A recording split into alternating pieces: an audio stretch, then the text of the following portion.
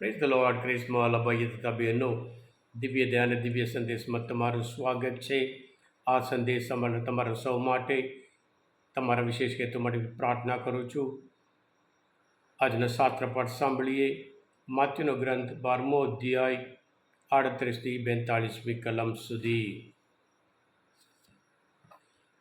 કેટલાક શાસ્ત્રીઓ અને ફરોશીઓ બોલી ઉઠ્યા, ગુરુજી, અમને કંઈ પરચો બતાવો. પણ ઈશ્વરે તેઓને જવાબ આપ્યો, દુષ્ટ અને નિષ્ઠાહીન પેઢી જ પરચાનો આગ્રહ રાખે છે, પણ પૈગંબર યોનાના પરચા સિવાય બીજા કોઈ પરચો તેને દેખાડવામાં નહીં આવે. યોના 3 દિવસ અને 3 રાત મગરમચ્છના પેટમાં રહ્યો હતો.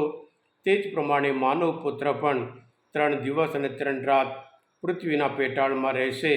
કયામતને દિવસે આ પેઢીની સાથે નીનવેના લોકો પણ ઊભા થશે અને એને દોષિત ઠરાવશે, કારણ યોનાના ઉપદેશથી તેમણે જીવન પલટો કર્યો હતો.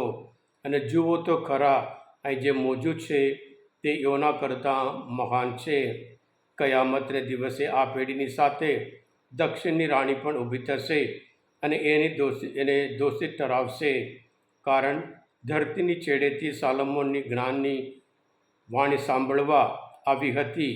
અને જુઓ તો ખરા, અહીં જે મોજૂદ છે તે સાલોમોન કરતાં પણ મહાન છે.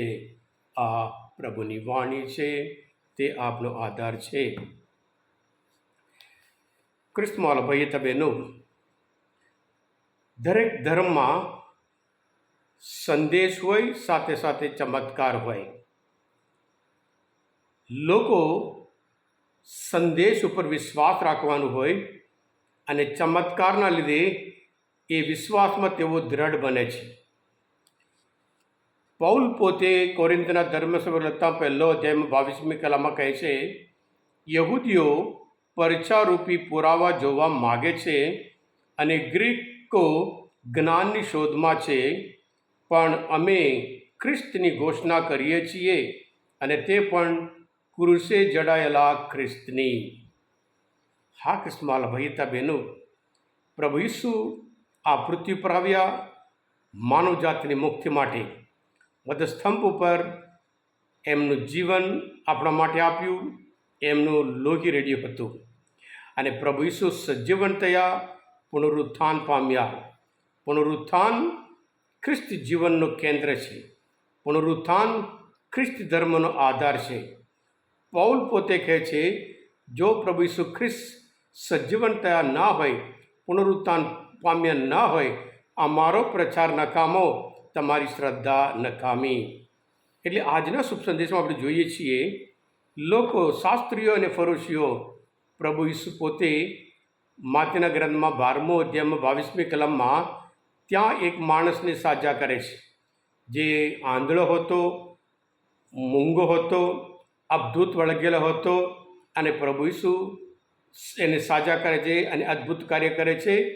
એ જોઈને પણ એ લોકો પ્રભુ ઈસુ પર વિશ્વાસ રાખવા, શ્રદ્ધા રાખવા તૈયાર નથી. લોકો પ્રભુ પાસે આ પરચો માગે છે, પ્રભુ પર વિશ્વાસ રાખવા માટે નહીં, પણ પ્રભુની કસોટી કરવા માટે. માથ્યુના ગ્રંથમાં 3 અધ્યાયમાં 5મી કલમ આપણને જોવા મળે છે, એમની કઠોરતા જોઈ પ્રભુ ઈસુ પોતે અત્યંત દુઃખ વેદનાનો અનુભવ કર્યો. પ્રભુ પોતે માર્કના ગ્રંથમાં 6 અધ્યાયમાં 6મી કલમમાં એમની અશ્રદ્ધા, અવિશ્વાસ જોઈ પ્રભુ ઈસુ છક થઈ ગયા. ચમત્કાર કર્યા, અબધૂત વળગેલાને સાજા કર્યા, મરેલાને જીતા કર્યા, માંદાઓને સાજા કર્યા, લંગડાઓને ચાલતા કર્યા. આ બધું કર્યા પછી પણ તેઓ પ્રભુ ઈસુ પર વિશ્વાસ રાખવા તૈયાર નથી. એટલે પ્રભુ કહે છે કે યોનાના પરચા સિવાય, જેવી રીતે યોના મચ્છીના પેટમાં 3 દિવસ હતા અને પછી આવ્યા, એવી જ રીતે પ્રભુ ઈસુ પણ ધરતીના પેટાળમાં 3 દિવસ રહે છે. 30 દિવસે એ સજીવન થશે.